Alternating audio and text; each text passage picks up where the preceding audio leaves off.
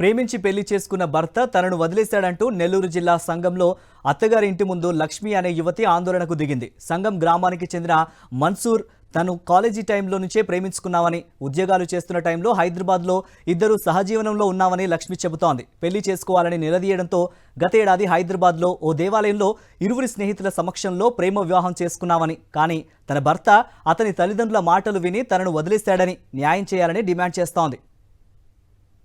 మా ఆయన పేరు షేక్ మన్సూర్ దూదేకుల వాళ్ళు.